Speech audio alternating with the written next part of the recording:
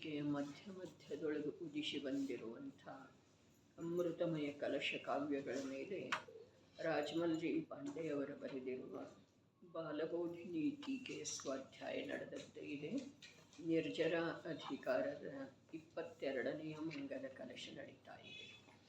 ಸಮ್ಯಕ್ ದೃಷ್ಟಯ ಏವ ಸಾಹಸಮಿದಂ ಕರ್ತುಂ ಕ್ಷಮಂತೆ ಪರಂ ಯದ್ವಜ್ರೇಪಿ ಪತತ್ಯಮಿ ಭಯಚಲ ತ್ರೈಲೋಕ್ಯಮುಕ್ತಾಧ್ವನಿ ಸರ್ವಾಮೇವ ನಿಸರ್ಗನಿರ್ಭಯತಯಾ ಶಂಕಾಂ ವಿಹಾಯ ಸ್ವಯಂ ಜಾನಂತಸ್ವಮವದ್ಯಬೋಧವಪುಷಂ ಬೋಧಾಶ್ಚವಂತೆ ನಹಿ. ಮುಂದೆ ಭಾವಾರ್ಥವು ಈ ಪ್ರಕಾರವಿದೆ. ಇಂಥ ಉಪಸರ್ಗ ಪರೀಷಹಾದಿಗಳಾದ ಮೇಲೆ ಮಿಥ್ಯಾದೃಷ್ಟಿಗೆ ಜ್ಞಾನದ ಪ್ರಜ್ಞೆಯೇ ಉಳಿಯುವುದಿಲ್ಲ. ಸಮ್ಯಕ್ ದೃಷ್ಟಿ ಜೀವರುಗಳು ಹೇಗಿರುತ್ತಾರೆ? ಸ್ವಂ ಜಾನಂತಹ ಶುದ್ಧ ಚಿದ್ರೂಪವನ್ನು ಪ್ರತ್ಯಕ್ಷ ರೂಪದಿಂದ ಅನುಭವಿಸುತ್ತಾರೆ. ಹೇಗಿದೆ ಸ್ವವು? ಅಬಾಧ್ಯ ಬೋಧ ವಪುಷಂ ಶಾಶ್ವತವಿರುವ ಆ ಜ್ಞಾನ ಗುಣವು ಅದುವೇ ಅದರ ಶರೀರವಾಗಿರುವಂಥದ್ದಿದೆ. ಏನು ಮಾಡಿ ಅನುಭವ ಮಾಡುತ್ತಾರೆ? ಸರ್ವಾಂ ಏವ ಶಂಕಾಂ ವಿಹಾಯ 7 ಪ್ರಕಾರದ ಭಯಗಳನ್ನು ಬಿಟ್ಟುಕೊಟ್ಟು, ಎಂದರೆ ಯಾವ ಪ್ರಕಾರ ಭಯವು ಬಿಟ್ಟು ಹೋಗುತ್ತದೆ ಆ ಪ್ರಕಾರ ಹೇಳುತ್ತಾರೆ. ನಿಸರ್ಗ ನಿರ್ಭಯತೆಯ ಸ್ವಭಾವದಿಂದ ಭಯಗಳಿಂದ ರಹಿತತೆಯೂ ಆಗಿರುವುದರಿಂದ ಸಮ್ಯಕ್ ದೃಷ್ಟಿ ಜೀವರುಗಳಿಗೆ ಆ ಸಮ್ಯಕ್ ದರ್ಶನದ ಸ್ವಭಾವನ ಹೀಗಿದೆ. ಅದು ಭಯಗಳಿಂದ ರಹಿತವಾಗಿನ ಅಥವಾ ರಹಿತ ಸ್ವಭಾವ ರೂಪದಿಂದನ ಪ್ರಕಟ ಆಗುವುದರಿಂದ ಆ ಜೀವದ ಪೂರ್ವದೊಳಗೆ ಯಾವ ಇದ್ದು ಆ 7 ಭಯಗಳ ಹೊರಟು ಹೋಗ್ತವೆ. ಸಮ್ಯಕ್ ದರ್ಶನ ಇದು ಒಂದು ಶ್ರದ್ಧಾಗುಣದ ನಿರ್ಮಲ ಪರ್ಯಾಯ ಅಂಥೇಳಿ ಆಗಮಗಳಲ್ಲಿ ಹೇಳಿದ್ರೂ ಕೂಡ ಸಮ್ಯಕ್ ದರ್ಶನ ಇದು ಆತ್ಮನ ಸಮಸ್ತ ಗುಣಗಳ ನಿರ್ಮಲ ಪರ್ಯಾಯ ವಿಶೇಷ ಇದೆ. ಸಮಸ್ತ ಗುಣಗಳ ಮಲಿನನ ಆಗಿಲ್ಲಲ್ಲ, ಆಗದೇ ಇದ್ರೂ ಕೂಡ ಯಾವಾಗ ಶ್ರದ್ಧಾ, ಜ್ಞಾನ, ಚಾರಿತ್ರ, ಸುಖ, ವೀರ್ಯ ಈ ಗುಣಗಳನ್ನ ಸ್ವಯಂ ಸ್ವಭಾವಾಶ್ರಿತವಂದ ಪರ್ಯಾಯ ಅಥವಾ ಕ್ರಿಯೆ ಆಗುತ್ತಿದೆಯೋ ಆ ಸಮಯದಿಂದಲ ಅಥವಾ ಆ ಸಮಯದಲ್ಲೇನ ಎಲ್ಲ ಗುಣಗಳ ಪರ್ಯಾಯಗಳ ಶುದ್ಧನ ಇದ್ದು ಅನ್ನೋದು ಸಿದ್ಧ ಆಗ್ತಿದೆ. ಈಗ ನಮ್ಮಲ್ಲೇ ಎಷ್ಟು ಗುಣಗಳ ಪರ್ಯಾಯ ಅಶುದ್ಧ ಆಗಿದ್ದಾವೆ? ಆಗಮದಲ್ಲಿ ಹೇಳಿರುವ ಪ್ರಕಾರ ಕೆಲವಷ್ಟೇ ಗುಣಗಳ ಪರ್ಯಾಯಗಳ ಅಶುದ್ಧ ಆಗಿದ್ದಾವೆ. ಕೆಲವಷ್ಟೇ ಗುಣಗಳ ಪರ್ಯಾಯ ಅಶುದ್ಧ ಆಗಿ ಬಹಳಷ್ಟು ಅರೆ ಅನಂತ ಸಂಖ್ಯೆಯ ಗುಣಗಳ ಪರ್ಯಾಯಗಳೆಲ್ಲ ಶುದ್ಧ ಇರುವುಳ್ಳದೊಳಗ ನಮಗೂ ಶುದ್ಧತೆಯ ಅನುಭವ ಇದೆ, ಅಶುದ್ಧತೆದ್ದು ಇದೆ, ದುಃಖದ ಅನುಭವ ಇದೆ, ಸುಖದ್ದು ಇದೆ, ಸಂಸಾರದ ಅನುಭವ ಇದೆ, ಮೋಕ್ಷದ ಇದೆ. ಅರೆ ಸಂಸಾರದ್ದ ಇದೆ, ದುಃಖದ ಇದೆ, ಅಶುದ್ಧತೆದ್ದ ಇದೆ ಅಂದ್ರೆ ಇದರ ಅರ್ಥ ಯಾವೆಲ್ಲ ಎಷ್ಟೆಲ್ಲ ಅನಂತ ಸಂಖ್ಯೆಯ ಗುಣಗಳ ಶುದ್ಧ ರೂಪದಿಂದ ಪರಿಣಮಿಸ್ತಾ ಇದ್ರೂ ಕೂಡ ಎಲ್ಲಿ ಶ್ರದ್ಧೆ, ಚಾರಿತ್ರ, ಸುಖ, ವೀರ್ಯ ಇವು ಸ್ವಭಾವದ ಅಖಂಡ ಅಭೇದ ಆತ್ಮತತ್ವದ ಆಶ್ರಯ ಮಾಡುವುದಿಲ್ಲವೋ ಅಲ್ಲಿಯವರೆಗೆ ಈ ಜೀವದ ಬಂಧ, ದುಃಖ, ಪರಾಧೀನತೆ ನಡೆದತ್ತನೇ ಇದೆ. ಅವು ಎಲ್ಲದರಲ್ಲಿ ಕೂಡ ಅವನಂತಂತೂ ಅವುಗಳದ್ದು ಯಾವುದೇ ಪ್ರಕಾರದಿಂದ ಚರ್ಚೆ ಮಾಡೋದನ್ನು ಅವಶ್ಯಕಿಲ್ಲ. ಇನ್ನು ಇವು ಯಾವದವಲ್ಲ, ಶ್ರದ್ಧೆ, ಚಾರಿತ್ರ, ಜ್ಞಾನ, ಸುಖ, ವೀರ್ಯ ಮೊದಲಾದ ಕೆಲವಷ್ಟು ಗುಣಗಳಲ್ಲೇ ಯಾವ ಶುದ್ಧತೆ ಬರ್ತಿದೆಯಲ್ಲ, ಅವುಗಳಲ್ಲಿ ಕೂಡ ಮುಖ್ಯ ಒಂದು ಇದೆ. ಅಭೇದ ರೂಪದಿಂದ ಹೇಳಿದರೆ ಸಮಗ್ರ ರೂಪದಿಂದ ಅವೆಲ್ಲ ಅಲ್ಲ, ಇವೇನು ಅಶುದ್ಧ ಇದ್ದದ್ದು ಶುದ್ಧ ಆಗದವಲ್ಲ ಒಂದು ಸಮಯ, ಅವೆಲ್ಲವುಗಳ ನೇತೃತ್ವವನ್ನು ಒಂದು ಶ್ರದ್ಧಾಗುಣದ ಪರ್ಯಾಯ ಮಾಡ್ತಿದ್ದಾರೆ. ಹೀಗಾಗಿ ಇಲ್ಲಿ ನೋಡ್ರಿ, ಸಮ್ಯಕ್ ದರ್ಶನದ ಸ್ವಭಾವನ ನಿರ್ಭಯ ಇದೆ. ಸಮ್ಯಕ್ ದರ್ಶನ ರೂಪಿ ವಸ್ತುವಿನ ಸ್ವಭಾವನ ನಿರ್ಭಯ ಇದೆ ಅನ್ನುವುದರೊಳಗೆ ಏನೇನು ಬಂದರೆ, ಆತ್ಮವಸ್ತುವಿಂದ ಯಾವ ಸ್ವಭಾವಾಶ್ರಿತ ಪರ್ಯಾಯ ಹೊರಡ್ತಿದೆಯೋ ಆ ಪರ್ಯಾಯದ ಸ್ವಭಾವನ ನಿರ್ಭಯ ಇದೆ, ಭಯದಿಂದ ರಹಿತ ಇದೆ. ಕೇವಲ ಸಮ್ಯಕ್ ದರ್ಶನ ಅಂತಂದ್ರೆ ಒಂದು ಶ್ರದ್ಧಾಗುಣದ ಪರ್ಯಾಯ ಅಂಥೇಳಿ ಇಲ್ಲಿ ಸ್ವೀಕಾರ ಮಾಡುವುದಿಲ್ಲ. ಆದರೆ ಯಾವಾಗ ಸಮ್ಯಕ್ ದರ್ಶನದ ವ್ಯಾಖ್ಯೆ ಮಾಡ್ತಾರಲ್ಲ, ಆವಾಗ ಶ್ರದ್ಧಾಗುಣದ ಶುದ್ಧ ಅಥವಾ ನಿರ್ಮಲ ಪರ್ಯಾಯ ಅಂಥೇಳಿ ಹೇಳುವುದ ಆಗಮದ ಪರಿಪಾಠ ಇದೆ. ಸಮ್ಯಕ್ ದರ್ಶನದ ಸ್ವಭಾವ ಭಯರಹಿತ ಸ್ವಭಾವ ಇದೆ ಅಂಥೇಳಿ ಹೇಳಿದಾರಲ್ಲ, ಅದು ಒಂದು ಗುಣದ್ದು ಇದೆಯೋ ಅಥವಾ ಆತ್ಮನ ಸಮಗ್ರ ಗುಣಗಳ ಅಥವಾ ಗುಣಗಳ ಪರ್ಯಾಯಗಳ ಅಭೇದ ಅಖಂಡ ಆತ್ಮತತ್ವದಲ್ಲೇ ಅಂತರ್ನಿಮಗ್ನ ಆಗುವ ಒಂದು ಸಮಯದ ಯಾವ ಒಂದು ಅವಸ್ಥಾ ವಿಶೇಷ ಇದೆಯೋ, ಆ ಅವಸ್ಥಾ ವಿಶೇಷದಿಂದ ತಿಳಿದು ಬರುವಂಥ ವಸ್ತು ಇದೆಯೋ, ಆ ವಸ್ತುವಿನ ಸ್ವಭಾವ ಹೇಗಿದೆ? ಭಯದಿಂದ ರಹಿತ. ತಿಳಿತು ಅಂಥೇಳಿ ಅಂದುಕೊಳ್ತೇನೆ. ಇದು ಭೇದ ಮಾಡಿ ನೋಡಿದ್ರೆ ಒಂದು ಸಮ್ಯಕ್ ದರ್ಶನದ ನಿರ್ಮಲ ಪರ್ಯಾಯದ ಸ್ವಭಾವ ಅಂಥದ್ದಿದೆ. ಆ ಭೇದದೊಳಗೂ ಕೂಡ ಸ್ವಲ್ಪ ವಿಸ್ತಾರಕ್ಕೆ ಹೋದ್ರೆ, ಆ ಶ್ರದ್ಧಾಗುಣದ ಪರ್ಯಾಯದ ಜೊತೆಗೆ ಚಾರಿತ್ರ ಗುಣದ ಪರ್ಯಾಯನೂ ಇದೆ, ಜ್ಞಾನಗುಣದ ಪರ್ಯಾಯನೂ ಇದೆ, ಸುಖ ಮತ್ತು ವೀರ್ಯ ಗುಣಗಳ ಪರ್ಯಾಯಗಳು ಕೂಡ ಇದ್ದಾವೆ ಅಂಥೇಳಿ ಸಮ್ಯಕ್ ದರ್ಶನದ ಸ್ವಭಾವ ಭಯರಹಿತ ಇದೆ ಅಂಥೇಳಿ ಹೇಳಿದ ನಂತರ ಇವೆಲ್ಲ ಗುಣಗಳದ್ದು ಪರ್ಯಾಯ ಅಂಥೇಳಿ ಹೇಳಬಹುದು. ಇನ್ನು ಅಭೇದ ರೂಪದಿಂದ ಹೇಳಿದರೆ ಸಮಗ್ರ ಆತ್ಮನ ಯಾವ ಅನಂತ ಗುಣಗಳ ಪರ್ಯಾಯಗಳ ಭಿನ್ನ ಭಿನ್ನ ರೂಪದಿಂದ ಪರದ ಆಶ್ರಯಾದಿಗಳನ್ನು ಮಾಡಿ ಆಗ್ತಾ ಇರುವಂಥ ಕೆಲವಷ್ಟೇ ಪರ್ಯಾಯಗಳ ನಿಮಿತ್ತದಿಂದ ಕಾರಣದಿಂದ ಯಾವ ಅನಂತ ಗುಣಗಳ ಪರ್ಯಾಯಗಳದ್ದ ನಿರ್ಮಲತೆ ಅಥವಾ ಶುದ್ಧಿಯ ಉಪಯೋಗನ ಆಗ್ತಿರಲಿಲ್ಲ, ಅವುಗಳದ್ದು ಕೂಡ ಇಲ್ಲಿ ಉಪಯೋಗ ಅರ್ಥಾತ್ ಅವುಗಳು ಕೂಡ ಇಲ್ಲಿ ಬೆಳಕಿಗೆ ಬಂದು ಮತ್ತು ಸಮಗ್ರ ಅನಂತ ಗುಣಗಳ ಅಂಥೇಳಿನ ಹೇಳಿದರು. ಯಾವ ಪ್ರಕಾರ ಆಮೆ ಇದೆಯಲ್ಲ, ಅದೇನು ಮಾಡ್ತಿದ್ದೀರಿ, ಸ್ವಲ್ಪ ಏನಾದರೂ ಅದಕ್ಕೆ ತೊಂದರೆ ಅಥವಾ ಬಾಧೆ ಆಗುವುದು ಗಮನಕ್ಕೆ ಬಂತು ಅಂತಂದ್ರೆ ಅದ ಸರ್ವಾಂಗವನ್ನು ಒಳಗೆ ತಗೊಳ್ತಿದ್ದೀರಿ. ಅದೇ ಪ್ರಕಾರ ಈ ಜೀವದ ಅನಾದಿ ಕಾಲದಿಂದ ಆಗ್ತಾ ಇರುವಂಥ ಬಾಧೆ, ದುಃಖ, ಕಷ್ಟ, ಪರಾಧೀನತೆ, ಜನ್ಮ ಮರಣಗಳ ಭಯಂಕರವಾದಂಥ ಚಕ್ರದೊಳಗೆ ಸಿಲುಕಿಕೊಂಡಿರುವುದ ಇದೆಲ್ಲವೂ ಜ್ಞಾನದಿಂದ ಯಾವಾಗ ಸ್ಪಷ್ಟ ರೂಪದಿಂದ ಸತ್ಯವಾಗಿ ತಿಳಿದು ಬರಲಿಕ್ಕೆ ಆರಂಭ ಆಗ್ತಿದೆಯೋ, ಆವಾಗ ಒಂದು ಸಮಯ ಇಂಥದ್ದಾಗ್ತಿದೆ, ಶ್ರದ್ಧಾ ಗುಣ ಆ ಜ್ಞಾನದ ವಿಷಯನಾದಂಥ ಶುದ್ಧಾತ್ಮ ಯಾವ ತ್ರಿಕಾಲಿ ಆನಂದ ಮತ್ತು ಒಂದು ಜ್ಞಾನದ ನಿಧಿ ಇದ್ದಾನೆ ಅಂಥೇಳಿ ಯಾವ ಜ್ಞಾನದ ವಿಷಯ ಆಗಿತ್ತೋ, ಆ ಜ್ಞಾನದ ವಿಷಯದ ಆಶ್ರಯಕ್ಕೆ ಬರ್ತಿದೆ ಶ್ರದ್ಧಾಗುಣದ ಒಂದು ಪರ್ಯಾಯ.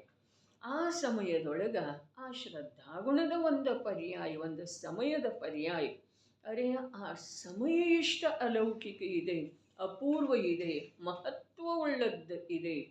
ಆ ಒಂದು ಸಮಯ ವಿಶೇಷದೊಳಗ ಸಮಗ್ರ ಗುಣಗಳದ್ದು ಯಾವ ಅನಾದಿ ಕಾಲದಿಂದ ಶುದ್ಧವೇ ಪರ್ಯಾಯಗಳ ಹೊರಡ್ತಾ ಇದ್ದು ಅವುಗಳು ಕೂಡ ಹೊಳಿಲಿಕ್ಕೆ ಆರಂಭ ಆಗ್ತವೆ. ಈ ಶ್ರದ್ಧೆಯ ಜೊತೆಗೆ ಜ್ಞಾನಾದಿ ಯಾವ ಬಹಿರ್ಮುಖ ಇದ್ದು ಆ ಗುಣಗಳ ಪರ್ಯಾಯಗಳು ಕೂಡ ಅಭೇದ ರೂಪದಿಂದ ವಸ್ತುವಿನ ಆಶ್ರಯ ಮಾಡ್ತವೆ.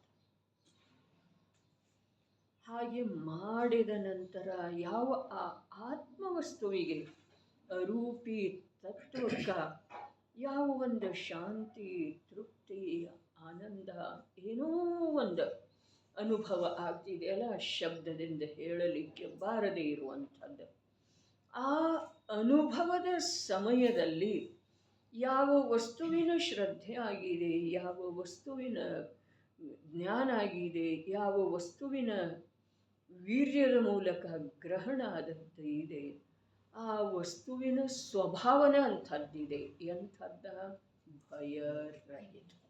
ಹಾಗಾದ್ರೆ ಆ ವಸ್ತುವಿನ ಶ್ರದ್ಧೆ ಜ್ಞಾನಗಳ ಶುದ್ಧ ಪರಿಣತಿಯ ರೂಪದಿಂದ ಯಾವಾಗಲೂ ಉಳಿತಾ ಬಂದ ಮೇಲೆ ಆ ಸಮ್ಯಕ್ ದೃಷ್ಟಿ ಜೀವನಿಗೆ ಯಾವುದೇ ಪ್ರಕಾರದ ಭಯ ಯಾವ ಕಾಲದೊಳಗನೂ ಇರೋದಿಲ್ಲ, ಆಗುವುದಿಲ್ಲ.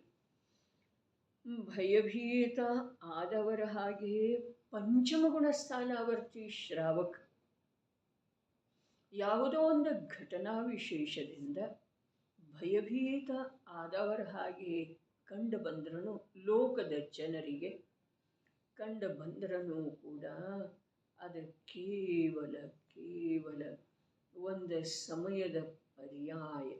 ಆ ಶ್ರದ್ಧಾ ಜ್ಞಾನದ ವಿಷಯವನ್ನು ಅವಲಂಬನೆ ಮಾಡದೇ ಇರುವಂಥ ದುರ್ಬಲ ಪರ್ಯಾಯ ಇದೆ. ಅದರೊಳಗ ಅವನಿಗೆ ವಾಸ್ತವದಲ್ಲಿ ಭಯ ಉಂಟಾಗೇ ಇಲ್ಲ. ಅವನ ನಿರ್ಭಯ ಸ್ವಭಾವದಿಂದ ವಿಚಲಿತತನ ಬಂದೇ ಇಲ್ಲ. ಇಂಥದ್ದೊಂದು ಅದ್ಭುತ ಸ್ವಭಾವ ಇದೆ ಸಮ್ಯಕ್ ದರ್ಶನದ. ಇಲ್ಲದೆ ಹೋದ್ರೆ ನೋಡ್ರಿ, ಆಗಮದ ಅಭ್ಯಾಸ ಸಾಕಷ್ಟು ಆಗಿದ್ರೂ ಕೂಡ ಪ್ರಕೃತಿಯಿಂದನ ಸ್ವಭಾವ ಒಂದು ನಿರ್ಭಯ ಇದ್ರೂ ಕೂಡ ಈ ಸಮ್ಯಕ್ ದೃಷ್ಟಿಯ ಸ್ವಭಾವ ಯಾವ ಪ್ರಕಾರ ನಿರ್ಭಯ ಇದೆಯಲ್ಲ, ಆ ಪ್ರಕಾರ ಆ ನಿರ್ಭಯತೆ ಅನ್ಯ ಯಾವುದೇ ಕಾರಣದಿಂದ ಬರೋದ ಸಾಧ್ಯ ಇಲ್ಲ.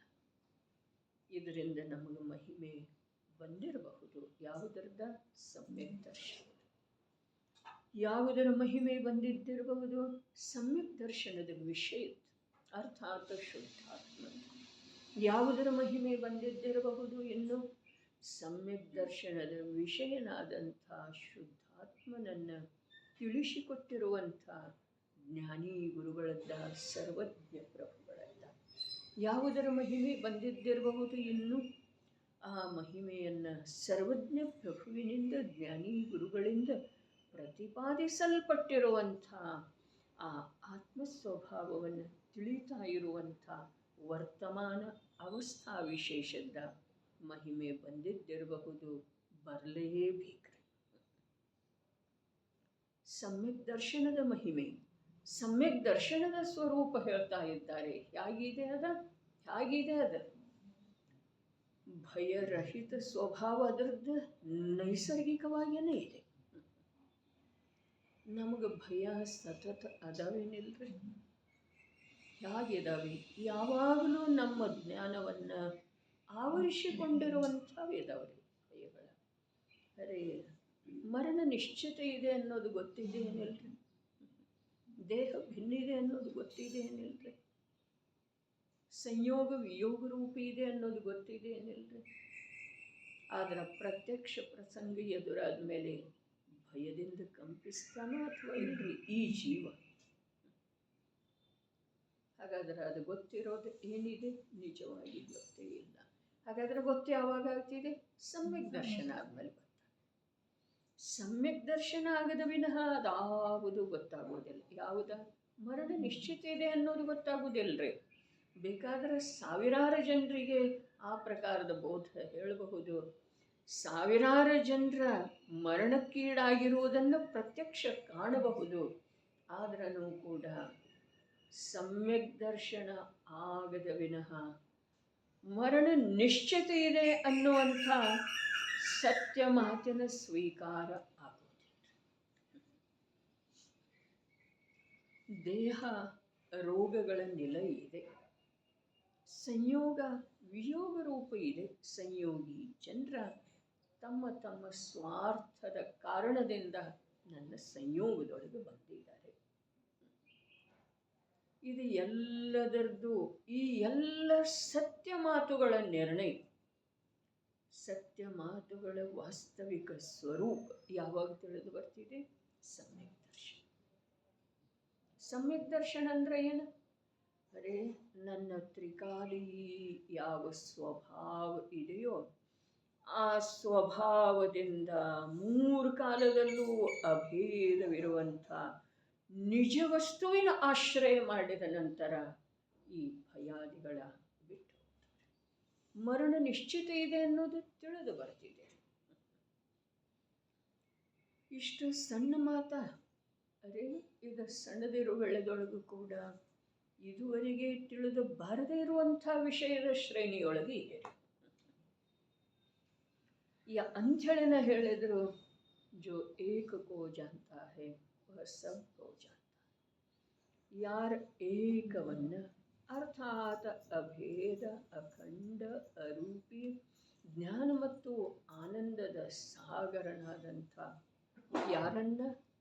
ನಿಜಾತ್ಮನನ್ನು, ತನ್ನನ್ನು ನಿಜ ಆತ್ಮ ಅನ್ನೋದು ಎರಡಾದರೆ ತನ್ನನ್ನು ಯಾವ ಪ್ರತ್ಯಕ್ಷ ಅನುಭವಪೂರ್ವಕ ತಿಳಿತಾನೋ ಆಗ ಅವನಿಗೆ ಪ್ರತಿಯೊಂದು ಮಾತಿನ ಸತ್ಯತೆ ತಿಳಿದು ಬರ್ತಿದೆ.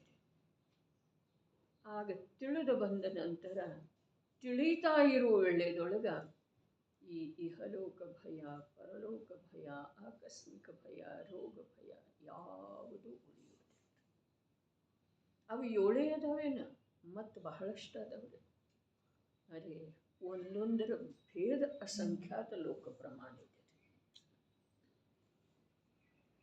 ಹೀಗಿರುವ ವೇಳೆಯದೊಳಗ ಆ ಸಮ್ಯಕ್ ದರ್ಶನದ ಅಭಾವದಲ್ಲಿ ಯಾವ್ಯಾವ ವಸ್ತು ಚೇತನ ಅಥವಾ ಅಚೇತನ, ಯಾವ್ಯಾವ ವಸ್ತುಗಳ ಸಂಯೋಗದಿಂದ ನಾವು ನಿರ್ಭಯ ಇರೋ ಸಾಧ್ಯ ಇದೆ.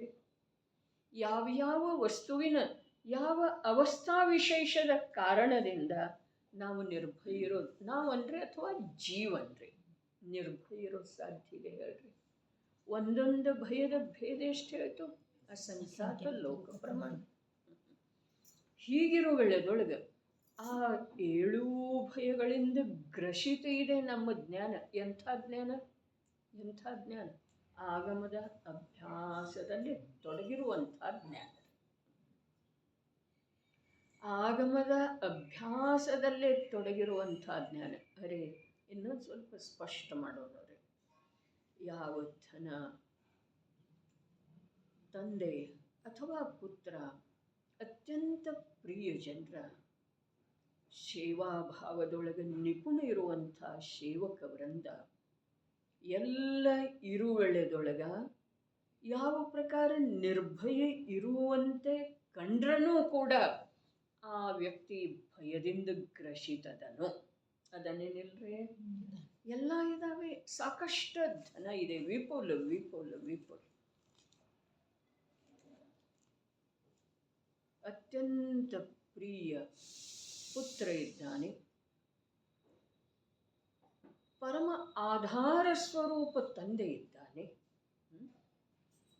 ಸೇವಾಭಾವದಲ್ಲಿ ನಿಪುಣ ಇರುವಂಥ ಸೇವಕ ವೃಂದ ಇದೆ. ಅವ ಯಾಕೆ ಭಯ ಪಡ್ತಾನೆ ಹೇಳ್ರಿ? ಆದ್ರೂ ಕೂಡ ಅವನು ನಿರ್ಭಯ ಇದ್ದಾನೆ ಅಂಥೇಳಿ ಲೋಕೆಲ್ಲ ತಿಳಿದ್ರನು, ಸ್ವಯಂ ಅವನು ನಿರ್ಭಯನೇ ಇದ್ರೂ ಕೂಡ ಅವ ಏಳೂ ಪ್ರಕಾರದ ಭಯದಿಂದ ಗ್ರಸಿತ ಇದ್ದಾನೆ. ಹೌದು ಅಥವಾ ಇಲ್ರಿ? ಇಲ್ಲಿ ತತ್ವದ ಮಾತು ಇಲ್ಲ. ಇನ್ನು ಓರ್ವ ಪುರುಷ ತತ್ವಗಳದ್ದು ಆಳವಾಗಿ ಅಭ್ಯಾಸ ಮಾಡಿದಂತೆ, ಆಳವಾದ ಅಭ್ಯಾಸ ಅನೇಕ ವರ್ಷಗಳದ್ದು. ಅವನ ಹಾಗೇನ ಭಯಭೀತ ಅದನ್ನು ನೋಡ್ರಿ. ಸ್ವಲ್ಪ ಬೇರೆ ಅದನ್ನೇನ್ರಿ. ಯಾಕೆ ಅಂತಂದ್ರೆ ಅವ ಧನ ಪುತ್ರಾದಿಗಳ ಆಶ್ರಯದಿಂದ ನಿರ್ಭಯನ ಹಾಗೆ ಕಾಣಿಸ್ತಾನೆ, ಇವು ಜಿನವಾಣಿಯ ಆಶ್ರಯದಿಂದ ನಿರ್ಭಯನ ಹಾಗೆ ಕಾಣಿಸ್ತಾನೆ. ಆದರೆ ನಿರ್ಭಯ ಅಥವಾ ಭಯರಹಿತ ಸ್ವಭಾವನ ಯಾವುದರದಿದೆಯೋ ಸಮ್ಯಕ್ ದರ್ಶನ, ಆ ಸಮ್ಯಕ್ ದರ್ಶನದ ಅಭಾವದೊಳಗ ಎಲ್ಲ ಜೀವಗಳ ಭಯ ಭಯ ಭಯಾಕ್ರಾಂತ ಇರ್ತಾರೆ. ಅಪನಿರಕ್ಷಾ ಹೇತು, ತನ್ನ ರಕ್ಷಣೆಯ ಸಲುವಾಗಿ ಎಷ್ಟೊಂದು ಮಹಲಗಳನ್ನು ಕಟ್ಟಿಸಿದ, ಎಷ್ಟೊಂದು ಏನೆಲ್ಲ ಬಾಹ್ಯದೊಳಗೆ ಮಾಡಿದ. ಯಾಕೆ? ಭಯ ಇರುವುದರಿಂದನಲ್ಲ, ಭಯ ಇರುವುದರಿಂದನ. ಧನ ಸಂಪಾದನೆ ಯಾತಕ್ಕೆ ಮಾಡಿದ? ಭಯ ಇರುವುದರಿಂದನರೇ. ಮದುವೆ, ಮಕ್ಕಳ, ಪರಿವಾರ ಯಾವುದರ ಸಲುವಾಗಿ? ಅನ್ಯರ ಜೊತೆಗೆ ವ್ಯವಹಾರದ ಪರಿಪಾಲನೆ ಯಾವುದರ ಸಲುವಾಗಿ ಮಾಡ್ತಾ ಇದ್ದಾನೆ? ಭಯ ಇರುವುದರಿಂದನರೇ ಎಲ್ಲ ಕಾರ್ಯ. ಅರೇ, ಈ ಸಮ್ಯಕ್ ದರ್ಶನದ ಮಹಿಮೆ ಎಷ್ಟು ಅಲೌಕಿಕ ಇದೆ ರೀ. ಅರೇ, ಒಂದು ಭಯದ ಕಾರಣದಿಂದನ ಈ ಜೀವ ಪರದ ಆಶ್ರಯದ ಸಲುವಾಗಿ ಧಾವಿಸ್ತಾನೆ. ಪರಪದಾರ್ಥಗಳ ಸಂಗ್ರಹದ ಸಲುವಾಗಿ ನಿರಂತರ ಕಷ್ಟ ಸಹಿಸ್ತಾನೆ. ಒಂದು ಭಯ ಇರುವುದರಿಂದನ ನಾನಾ ಪ್ರಕಾರದ ದೈನ್ಯವಾದಂಥ ಆಚರಣೆ ಮಾಡ್ತಾನೆ. ಅದು ಬೇಕಾದ್ರೆ ವೀತರಾಗ ಪ್ರಭುವಿನ ಹತ್ರ ಇರಲ್ರಿ. ಯಾವ ಭೇದ ಯಾವುದರ ಸಲುವಾಗಿ ಮಾಡ್ತಾ ಇದ್ದೇವ್ರಿ?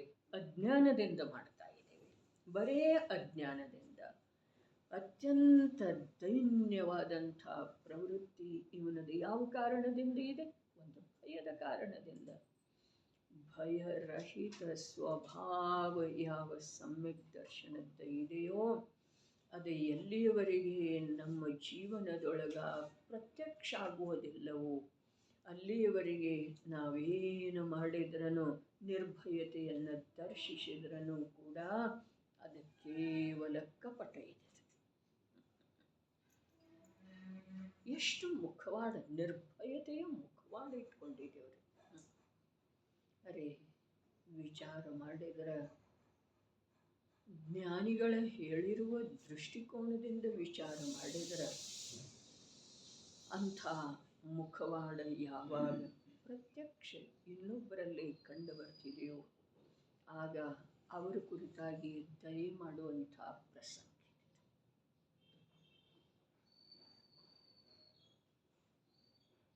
ಎಲ್ಲಿ ನಿರ್ಭಯತೆ ಇದೆಯೋ ಅಲ್ಲಿ ಭಯ ಸ್ವಲ್ಪ ಕೂಡ ಇಲ್ಲ. ಎಲ್ಲಿ ನಿರ್ಭಯ ಸ್ವಭಾವದ ಆಶ್ರಯ ಇದೆ, ನಿರ್ಭಯ ಸ್ವಭಾವ ಪ್ರಕಟ ಆದದ್ದು ಇದೆ, ಅಲ್ಲಿ ಸ್ವಲ್ಪ ಕೂಡ ಭಯ ಇಲ್ಲ. ನರಕದ ಭಯ ಇಲ್ಲ, ದುಃಖ ವೇದನೆಯ ಭಯ ಇಲ್ಲ, ರೋಗ ಇಹಲೋಕ ಪರಲೋಕಗಳ ಭಯ ಇಲ್ಲ. ಆಕಸ್ಮಿಕ ಏನಾಗ್ತಿದೆ ರೀ? ವಸ್ತು ವ್ಯವಸ್ಥೆಯೊಳಗೆ ಆಕಸ್ಮಿಕ ಏನಿದೆ? ಏನೂ ಇಲ್ಲ. ಇಹಲೋಕದೊಳಗೆ ಭಯ ಪಡುವಂಥದ್ದೇನಿದೆ? ಆಗಮನ ಆಧಾರದಿಂದ ಜ್ಞಾನದ ಮೇಲೆ ಸಂಸ್ಕಾರ ಮಾಡುವುದಿದೆ.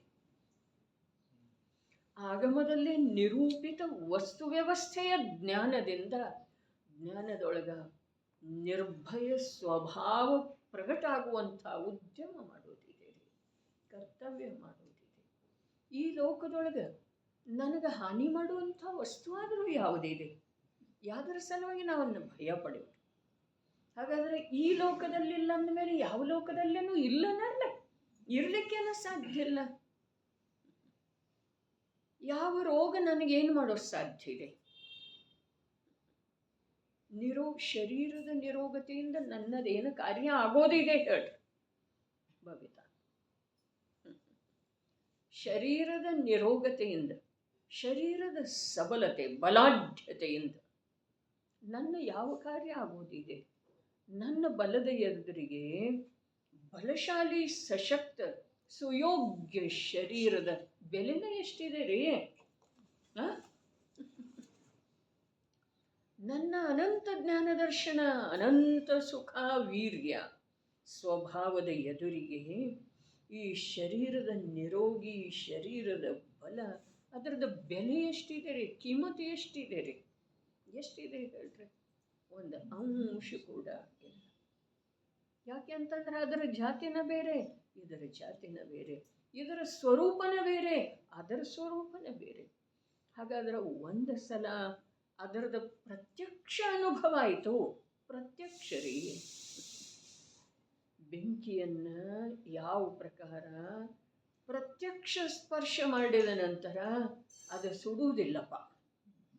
ಅರೇ ಸರ್ವಜ್ಞ ಪ್ರಭು ಹೇಳಿದಾರೆ ಅದು ಸುಡುವುದಿಲ್ಲ. ಯಾವ ಸರ್ವಜ್ಞ ಪ್ರಭು ಅಂತನ್ರಿ ಅವ? ಹೌದು ಅಥವಾ ಇಲ್ರಿ? ಬೆಂಕಿಯನ್ನ ಯಾವ ಮನುಷ್ಯ ಪ್ರತ್ಯಕ್ಷ ಸ್ಪರ್ಶ ಮಾಡಿದನೋ ಆ ವ್ಯಕ್ತಿಗೆ ಇಡೀ ವಿಶ್ವೆಲ್ಲ ಹೇಳಿದ್ರನು, ಬೇಕಾದಂಥವ್ರದ್ದು ಶಿಫಾರಸು ನೀಡಿದ್ರನು ಅವ ಸಂಶಯ ಅವನಲ್ಲೇ ಬರ್ಬಹುದೇನ್ರಿ? ಹೌದೇನ, ಸುಡ್ಲಿಕ್ಕಿಲ್ಲೇನ, ನಂದೇ ಭ್ರಾಂತಿ ಇರಬಹುದೇನ ಅನ್ನಿಸಬಹುದೇನ? ಅದಕ್ಕೆ ಹೇಳಿತು, ಎಲ್ಲಿ ನಿರ್ಭಯತೆ ಇದೆಯೋ ಅಲ್ಲಿ ಭಯ ಸ್ವಲ್ಪ ಕೂಡ ಇಲ್ಲ.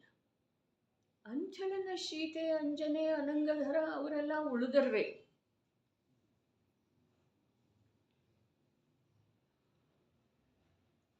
ಅಂಥೇಳಿನ 7ನೇ ನರಕದ ಭಯಂಕರವಾದಂಥ ದುಃಖದ ಸಾಗರದೊಳಗೂ ಕೂಡ ಅಸಂಖ್ಯ ಸಮ್ಯಕ್ ದೃಷ್ಟಿ ಜೀವರುಗಳು ನಿರ್ಭಯರಾಗಿದ್ದಾರೆ. ಏನು ಹೇಳಿತು? ಎಲ್ಲಿ ನಿರ್ಭಯ ಸ್ವಭಾವದ ಸ್ವೀಕೃತಿ ಪರಿಚಯ ಇದೆಯೋ ಅಲ್ಲಿ ಭಯ ಸ್ವಲ್ಪ ಕೂಡ ಯಾವಾಗೂ ಈ ಲೋಕದಲ್ಲೇನೂ ಇಲ್ಲ, ಪರಲೋಕದಲ್ಲೇನೂ ಇಲ್ಲ, ರೋಗ ಆಗಿರೋ ವೇಳೆದೊಳಗನೂ ಇಲ್ಲ, ಆಕಸ್ಮಿಕವಾಗಿ ವಜ್ರಪಾತ ಆದ್ರೂ ಇಲ್ಲ, ಏನೂ ಇಲ್ಲ, ಏನೂ ಇಲ್ಲ. ವೇದನಾ ಭಯ ಇಲ್ಲ. ಬರುವುದಿಲ್ರಿ ಮಹಿಮಾ ನಮಗೆ ಸಮ್ಯಕ್ ದರ್ಶನದ. ಇಲ್ಲಿ ಮಹಿಮಾ ಯಾವುದರದ್ದು ಮಾಡ್ತಾ ಇದ್ದಾರೆ? ಮಹಿಮಾ ಮಾಡ್ತಾ ಇದ್ದಾರೋ ಅಥವಾ ವಾಸ್ತವಿಕತೆಯನ್ನು ತೋರಿಸಿ ಕೊಡ್ತಾ ಇದ್ದಾರೆ? ಭ್ರಾಂತಿಯ ಲೋಕದೊಳಗ, ಅಜ್ಞಾನದ ಅಂಧಕಾರದೊಳಗ ಪರಿತಪಿಸ್ತಾ ಇರುವಂಥ ಮೂಢ ಜೀವಕ ಪರಿಚಯ ಮಾಡಿಸ್ತಾ ಇದ್ದಾರೆ. ಏನ? ಸಮ್ಯಕ್ ದರ್ಶನ. ಸ್ವ ಹೇಗಿದೆ, ಹೇಗಿದೆ ಸ್ವವು? ಅಬಾಧ್ಯ ಬೋಧ ವಪುಷಂ. ಅರೆ ಎಂಥ ಶಬ್ದ ಎಲ್ಲಿಂದ ತರೋದ್ರೆ ಇವ? ಹೇಗಿದೆ ಸ್ವವು? ಅದಕ್ಕಿಂತ ಮೊದಲೇನಿದೆ? ಸಮ್ಯಕ್ ದೃಷ್ಟಿ ಜೀವರುಗಳು ಹೇಗಿರುತ್ತಾರೆ? ಹೇಗಿರ್ತಾರೆ ಅವರ? ಸ್ವಂ ಜಾನಂತಹ. ಸಮ್ಯಕ್ ದೃಷ್ಟಿ ಜೀವರುಗಳು ಹೇಗಿರ್ತಾರೋ? ಸ್ವಂ ಜಾನಂತಹ. ಹಾಗಾದ್ರೆ ಆ ಸ್ವವು ಹೇಗಿದೆ? ಸ್ವ ಹೇಗಿದೆ? ಅಬಾಧ್ಯ ಬೋಧ ವಪುಷ. ಶಾಶ್ವತವಿರುವಂಥ ಆ ಜ್ಞಾನ ಗುಣವು ಅದುವೇ ಅದರ ಶರೀರವಾಗಿರುವಂಥದ್ದಿದೆ. ಯಾವುದ? ಸ್ವ. ಇದು ಇದ್ದ ನಂತರ ಏನ? ಅಬಾಧ್ಯ ಬೋಧ ವಪುಷಂ.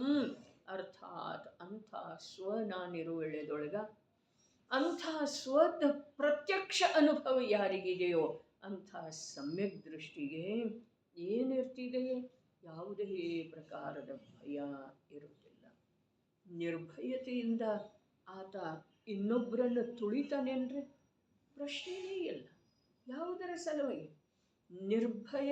ಅವ ತನ್ನಲ್ಲೇ ತಾನು ನಿರ್ಭಯ ಇದ್ದಾನೆ ವಿನಃ ಯಾವ ನಿರ್ಭಯ ಸ್ವಭಾವದಿಂದ ಪರಿಚಿತ ಇದ್ದಾನೋ, ನಿರ್ಭಯ ಸ್ವಭಾವದ ಅನುಸರಣೆ ಮಾಡಿ ಪರಿಣಮನ ಮಾಡ್ತಾ ಇದ್ದಾನೋ ಅವ ಇನ್ನೊಬ್ಬರ ಭಯದಲ್ಲಿ ಎಂದೂ ನಿಮಿತ್ತ ಆಗುವುದಿಲ್ಲ. ಇನ್ನೊಬ್ಬರಿಗೆ ಭಯಪಡಿಸೋದಂತೂ ಸಾಧ್ಯನೇ ಇಲ್ಲ, ಆದರೆ ಇನ್ನೊಬ್ಬರ ಭಯದಲ್ಲಿ ನಿಮಿತ್ತ ಕೂಡ ಆಗುವುದಿಲ್ಲ. ಅಂಥೇಳಿನ ಸರ್ಪ ಸಿಂಹದಂಥ ವಿಷಜಂತು ಕ್ರೂರ ಮೃಗಗಳ ನಿರ್ಭಯತೆಯಿಂದ ಮುನಿರಾಜರ ಶರೀರವನ್ನು ತಿಂದ ಹಾಕ್ತವೆ, ಬಾಧೆ ಮಾಡ್ತವೆ, ನುಂಗಿರ್ತವೆ. ಆ ಅಜಗರ ನುಂಗಿತನ ಅನಂಗಧರಾಳನ್ನು ಅವಳ ಹತ್ರ ಬರುವ ಸಲುವಾಗಿ ಅದು ಭಯ ಪಡಲಿಲ್ಲ. ಬೇಕಾದಂಥ ಕೃಷ್ಣನಾಗ ಸರ್ಪ ಇದ್ರೂ ಮನುಷ್ಯನ ಹತ್ರ ಬರೋ ಸಲುವಾಗಿ ಅದು ಭಯಭೀತಿ ಇದೆಯೋ ಅಥವಾ ಇಲ್ಲರಿ ಇದೆ. ಆದರೆ ಯಾರು ಸ್ವಯಂ ನಿರ್ಭಯ ಸ್ವಭಾವದ ಆಶ್ರಯ ಮಾಡಿದರೋ, ದೇಹ ಸಂಯೋಗಗಳಿಂದ ಅತ್ಯಂತ ನಿರಪೇಕ್ಷ ಇದ್ದಾರೋ ಅಂಥ ಸಮ್ಯಕ್ ದೃಷ್ಟಿ ಸಾಧಕ ಜೀವರುಗಳ ಹತ್ರ ಅವು ಕೂಡ ನಿರ್ಭಯ ಆಗಿ ವಿಚರಿಸ್ತವೆ, ಬರ್ತವೆ. ಮೈ ಮೇಲೆ ಬರ್ತಿದೆಯಲ್ಲ ಚಿಗರೆ ಅಂತ, ಜಿಂಕೆ ಅಂತ ಅತ್ಯಂತ ಭಯದ ಸಾಕಾರ ಮೂರ್ತಿನೇ ಇದೆ ಅದು ಕೂಡ ಏನು ಮಾಡ್ತಿದೆ? ಮುನಿವರರ ಸುಸ್ಥಿರದ ಮುದ್ರೆಯ ಮನದಿ ಕಂಡು ಮೃಗಗಣ ತಿನಿಸು ತುರಿಸಿಕೊಳ್ಳುವವು. ಅದು ಬಂಡೆ ಎಂದರಿದು. ತಮ್ಮ ತಿನಿಸು ಬಿಟ್ಟಿರ್ತಿದೆಯಲ್ಲ, ಆ ತಿನಿಸನ್ನು ತುರಿಸಿಕೊಳ್ತಾವೆ, ಮೈ ತಿಕ್ಕಿ ಹೋಗ್ತವೆ, ಉಚ್ಚಿ ಹೋಗ್ತವೆ. ಹಾಗೆ ಯಾವ ಕಾರಣದಿಂದ? ಅದು ಬಂಡೆ ಅಂತ ಹೇಳ್ತೇವೆ. ಬಂಡೆಗಲ್ಲ, ಮತ್ತದು ವಾಸ್ತವದಲ್ಲಿ ಬಂಡೆಗಲ್ಲ. ಅವರ ದೃಷ್ಟಿಯೊಳಗಿದೆ ರೀ. ಯಾವ ದೃಷ್ಟಿಯೊಳಗ? ಯಾರ ಧ್ಯಾನಸ್ಥ ಇದ್ದಾರೋ, ಸಾಧನೆ ಮಾಡ್ತಾ ಇದ್ದಾರೋ ಆ ಚೇತನಾತ್ಮರುಗಳ ದೃಷ್ಟಿಯೊಳಗ ಅದು ಬಂಡೆಗಲ್ಲ ಇದೆ, ಅದು ಜಡ ಇದೆ, ಅದು ಪುದ್ಗಲ ಇದೆ, ಕಾಷ್ಠದ ಪೊತ್ತಳಿ ಇದೆ. ಅವರಿಗೆ ಆ ಪ್ರಕಾರದ ಸ್ವೀಕಾರ ಇರುವುದರಿಂದ ಅನ್ಯ ಜೀವಗಳಿಗೆ ಕೂಡ ಆ ಪ್ರಕಾರ ಕಂಡು ಬರ್ತಿದೆ ರೀ. ಕಂಡು ಬಂದ ನಂತರ ನೋಡ್ರಿ, ಇಲ್ಲಿ ವಿಜ್ಞಾನ ಹೇಗಿದೆ, ಇದಕ್ಕೆ ವಿಜ್ಞಾನ ಅಂತಾರೆ. ಇಲ್ಲಿ ವಿಜ್ಞಾನ ಹೇಗಿದೆ ಅಂತಂದ್ರೆ, ಸ್ವಯಂ ಯಾವ ದೇಹವನ್ನು ಧಾರಣ ಮಾಡಿರುವಂಥ ಯಾವ ಸಾಧಕ ಚೇತನಾತ್ಮರುಗಳಿದ್ದಾರೆ, ಆ ಚೇತನಾತ್ಮರುಗಳ ದೃಷ್ಟಿಯೊಳಗ ಅದು ಕೇವಲ ಒಂದು ಜಡ, ಜಡದ ಒಂದು ಪರಮಾಣುಗಳ ಸ್ಕಂಧ, ಉದ್ಗಲದ ಪಿಂಡ. ಅರೆ, ಪೂರ್ಣ ಗಲನ ಸ್ವಭಾವಿ ಇರುವಂಥ ಒಂದು ವಸ್ತು ಅಂಥೇಳಿ ಅವರ ದೃಷ್ಟಿಯೊಳಗ ಸಂಪೂರ್ಣ ರೂಪದಿಂದ ಅದರದ ಸ್ವೀಕಾರ ಆಗಿ ಅದರ ಕಡೆಗಿರುವಂಥ ಉಪಯೋಗ ಸಂಪೂರ್ಣ ಬಿಟ್ಟು ಹೋಗಿರುವುದರಿಂದ ಆ ಎದುರಿಗಿನ ಜೀವಗಳಿಗೆ, ಅನ್ಯ ಜೀವಗಳಿಗೆ ಕೂಡ ಹೀಗನ್ನಿಸಿ ಬಿಡ್ತಿದೆ, ಅಲ್ಲಿ ಸಂಚೇತನವುಳ್ಳ ಜೀವ ಇದೆ ಅಂಥೇಳಿ ಅವಕ್ಕೆ ಅನಿಸೋದನ್ನೇ ಇಲ್ಲ. ಯಾಕೆ ಅಂತಂದ್ರೆ ಆ ಜೀವಕ್ಕೆ ಆ ಶರೀರದ ಸಂಚೇತನನೇ ಇಲ್ಲರಲ್ಲ. ಹೀಗಿರುವುದರಿಂದ ಅವುಗಳಿಗೆ, ಇದಕ್ಕೆ ವಿಜ್ಞಾನ ಅಂತಾರೆ. ಹೀಗಿರುವುದರಿಂದ ಆ ಜೀವನಿಗೆ ಅಂಥೇಳಿ ನೋಡ್ರಿ, ವಿಹಿತರಾಗತೆಯನ್ನು ಆರಾಧಿಸ್ತಾ ಇರುವಂಥ ಸಾಧಕ ಜೀವ, ಮೋಕ್ಷ ಮಾರ್ಗದ ಸಾಧಕ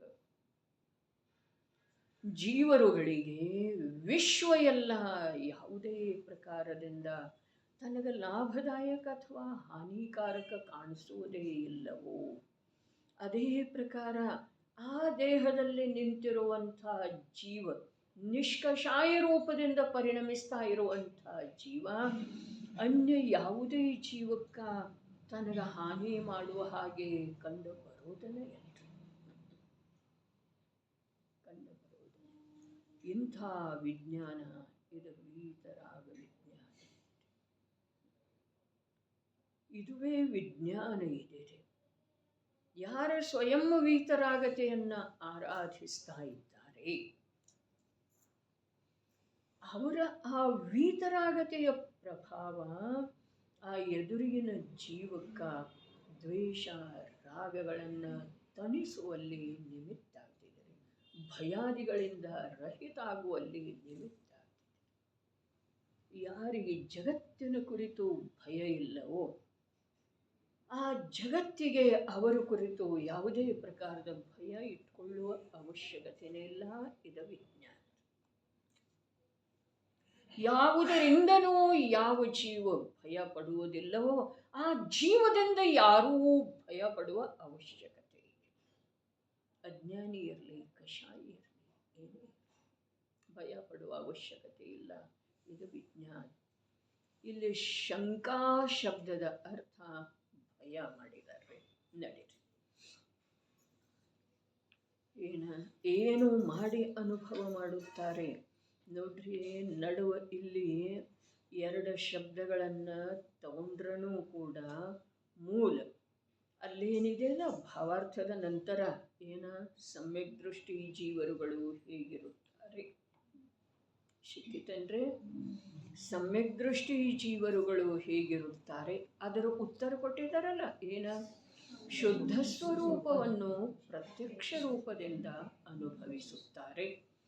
ಅಲ್ಲಿ ಶುದ್ಧ ಸ್ವರೂಪದ ಬಗ್ಗೆ ಪ್ರಶ್ನೆ ಮಾಡಿದರೆ ಹೇಗಿದೆ ಸ್ವವು ಅಂಥೇಳಿ ಹೇಳಿದ್ರಲ್ಲ, ಅದು ಸ್ವಂ ಅಂಥೇಳಿ ಹೇಳಿದ್ರಲ್ಲ ಪದ. ಆಚಾರ್ಯ ಭಗವಂತರ ಶಬ್ದ ಏನಿತ್ತು? ಸ್ವಂ. ಸ್ವಂ ಜಾನಂತಹ ಇತ್ತು. ಸ್ವಂ ಶಬ್ದದ ಅರ್ಥ ಏನು ಮಾಡಿದ್ರು? ಅಬಾಧ್ಯ ಬೋಧ ವಪುಷಂ. ಅದನ್ನು ಮತ್ತೆ ಬಿಡಿಸಿಕೊಂಡ ಇಲ್ಲಿ ಅರ್ಥ ಮಾಡಿದರು. ಹಾಗಾದ್ರೆ ಆ ಅಬಾಧ್ಯ ಬೋಧ ವಪುಷಂದ ಅರ್ಥ ನಮ್ಮ ಭಾಷೆಯೊಳಗೆ ಏನು ಮಾಡಿದ್ರು? ಶಾಶ್ವತವಿರುವ ಆ ಜ್ಞಾನ ಗುಣವು ಅದುವೇ ಅದರ ಶರೀರವಾಗಿರುವಂಥದ್ದಿದೆ. ಯಾವುದರ್ದ? ಸ್ವದ. ಮುಂದೆ ಎರಡನೇ ಶಬ್ದ ಇದೆ ಅಲ್ಲ, ಏನ? ಜಾನಂತಹ. ಹೇಗಿದೆ ಸಮ್ಯಕ್ ದೃಷ್ಟಿ ಸಮ್ಯಕ್ ದೃಷ್ಟಿ ಜೀವರುಗಳು ಹೇಗಿರುತ್ತಾರೆ ಅನ್ನುವ ಪ್ರಶ್ನೆಗೆ ಎರಡು ಶಬ್ದದಿಂದ ಉತ್ತರಿಸಿದ್ದರಲ್ಲ, ಒಂದು ಸ್ವಮ್ಮ, ಒಂದು ಜಾನಂತಹ. ಹಾಗಾದ್ರೆ ಇಲ್ಲಿ ಜಾನಂತಹದ ಬಗ್ಗೆ ಮತ್ತೆ ಪ್ರಶ್ನೆ ಮಾಡಿದ್ದಾರೆ. ಏನು ಮಾಡಿ ಅನುಭವ ಮಾಡುತ್ತಾರೆ. ಜಾನಂತಹ ಶಬ್ದದ ಅರ್ಥ ಏನು ಮಾಡಿದ್ದಾರೆ? ಶುದ್ಧ ಚಿದ್ರೂಪವನ್ನು ಪ್ರತ್ಯಕ್ಷ ರೂಪದಿಂದ ಅನುಭವ ಮಾಡ್ತಾರೆ. ಹೌದೇನಿಲ್ರಿ? ಹಾಗಾದ್ರೆ ಅಲ್ಲಿ ಮತ್ತೆ ಪುನಃ ಪ್ರಶ್ನೆ ಯಾವುದಕ್ಕೆ ಉತ್ಪನ್ನ ಆಯಿತು? ಆ ಶುದ್ಧ ಚಿದ್ರೂಪ ಅಂಥೇಳಿ ಹೇಳಿದ್ರಲ್ಲ, ಆ ಸ್ವ ಎಂಥದ್ದಿದೆ ಅಂಥೇಳಿ ಕೇಳಿದ ನಂತರ ಅಲ್ಲೇನು ಹೇಳಿದ್ರು? ಅಬಾಧ್ಯ ಬೋಧ ವಪುಷಂ ಅಂಥೇಳಿ ಹೇಳಿದ್ರು. ಹಾಗಾದ್ರೆ ಜಾನಂತಹ ಶಬ್ದದ ಮತ್ತೆ ಪ್ರಶ್ನೆ ಮಾಡಿದ್ರಿ. ಏನು ಮಾಡಿ ಅನುಭವ ಮಾಡ್ತಾರೆ? ಜಾನಂತಹ ಶಬ್ದದ ಅರ್ಥ ಟೀಕಾಕಾರರು ಏನು ಮಾಡಿದ್ರು? ಪ್ರತ್ಯಕ್ಷ ಅನುಭವ ಮಾಡಿದ್ದಾರೆ. ಹೌದೇನಿಲ್ರ? ಹಾಗಾದ್ರೆ ಆ ಅನುಭವ ಏನು ಮಾಡಿ ಮಾಡ್ತಾರೋ, ಹೇಗೆ ಮಾಡ್ತಾರೋ ಅಂಥೇಳಿ ಕೇಳಿದ ನಂತರ ಅದರ ಉತ್ತರ ಏನು ಹೇಳಿದರು? ಶಂಕಾಂ ಏವ ಏನ ಸರ್ವಾಂ ಏವ ಶಂಕಾಂ ವಿಹಾಯ. ಎಲ್ಲ ಪ್ರಕಾರದ ಸರ್ವಾಂ ಏವ ಅಂದಿದ್ದಾರೆ. ಸರ್ವಾಂದ ಅರ್ಥ ಏನು ಮಾಡಿದ್ರು? 7 ಪ್ರಕಾರ. ಸರ್ವ ಶಬ್ದದ ಅರ್ಥ ಏನು ಮಾಡ್ರು? 7. 7 ಯಾಕೆ ಮಾಡ್ಯಾರ್ರಿ ಅಂದ್ರೆ 7ದೊಳಗ ಎಲ್ಲ ಅದಾವ್ರಿ. 1ರೊಳಗೆ ಎಷ್ಟು ಅದಾವು? ಅಸಂಖ್ಯ ಲೋಕ ಪ್ರಮಾಣ ಅಂಥೇಳಿ ಹೇಳ್ತಾರೆ. ಹಾಗಾದ್ರೆ 7ದೊಳಗೆ ಏನದಾವು? ಎಲ್ಲ ಅದಾವು ಅಂಥೇಳಿ ಸರ್ವಾಂ ಶಬ್ದದ ಅರ್ಥ 7 ಪ್ರಕಾರ. ಯಾಕೆ ಅಂತಂದ್ರೆ ಆ ಎಲ್ಲವನ್ನು 7ರೊಳಗೆ ಸಮಾವಿಷ್ಟ ಮಾಡಿ ಆಗಮದಲ್ಲಿ ಬಹಳಷ್ಟು ಕಡೆ ನಿರೂಪಣೆ ಮಾಡಲಾಗಿದೆ ಅಂಥೇಳಿ 7 ಪ್ರಕಾರ ಅಂದರು. ಇನ್ನು ಶಂಕಾಂ ಇದೆಯಲ್ಲ, ಶಂಕಾ ಶಬ್ದದ ಅರ್ಥ ಏನು ಮಾಡಿದ್ರೆ? ಭಯ. ಭಯ ನೋಡ್ರಿ, ಶಂಕೆ ಮತ್ತು ಭಯದೊಳಗ ಶಬ್ದ ಭೇದನೇ ಇದೆ. ನಿಜವಾಗಿ ಅರ್ಥ ಭೇದ ಇಲ್ಲ. ನನಗೇನ್ರಿ ಆಯಿತು, ಏನಾದರೂ ಆಗಬಹುದೇನ ಅನ್ನೋದು ಸಂದೇಹನೇ ಇದೆ ಅಲ್ಲ. ಆ ಸಂದೇಹದ ಹೆಸರನ್ನ ಏನಿದೆ? ಭಯ. ಏನಾದರೂ ಆಗಬಹುದು ಅನ್ನೋದರ ಸಂದೇಹ, ಆಗಬಹುದು ಅದರೊಳಗೆ ಭಯ. ರೋಗ ಬರಬಹುದು, ಯಾರೂ ಸಹಾಯಕರಿಲ್ಲ, ಇಲ್ಲದೆ ಇರುವಂತಾಗಬಹುದು. ಅರೆ ಏಕಾಕಿ ಮರಣದ ಮುಖದೊಳಗೆ ಹೋಗುವಂತಾಗಬಹುದು. ಮರಣ ಭಯ,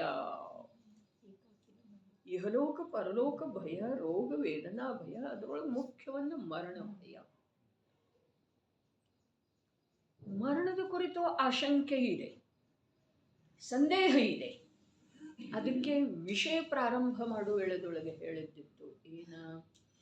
ಮರಣ ನಿಶ್ಚಿತ ಇದೆ ಅನ್ನುವುದರ ಜ್ಞಾನ ನಮಗೆ ಸಾಕಷ್ಟು ಇದ್ರೂ ಕೂಡ ಮರಣದ ಕುರಿತು ನಿರ್ಭಯ ಇಲ್ಲ, ನಿಶಂಕ ಇಲ್ಲ.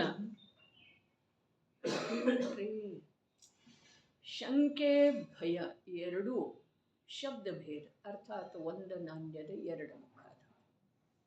ಎಲ್ಲಿ ಸಂದೇಹ ಇದೆಯೋ ಅಲ್ಲಿ ಭಯ ಇದೆ. ಭಯ ಇರುವುದರಿಂದ ಶಂಕೆ ಇದೆ ರೀ.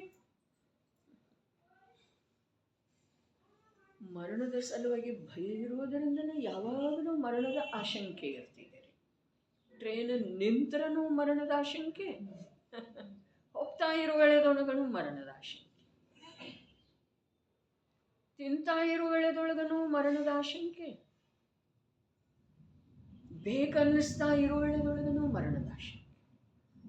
ಅರೆ ಒಂದು ಮರಣ ಅಥವಾ ಒಂದು ಇಹಲೋಕ ಭಯ ಹೇಳಿದಾರಲ್ಲ, ಯಾವುದೋ ಒಂದು ತಗೊಳ್ರಿ, ಒಂದರೊಳಗೆ 7 ಅದಾವ್ರಿ ಅಂಥೇಳಿ ಸರ್ವಾಂ ಏವ ಶಂಕ ಅಂಥೇಳಿ.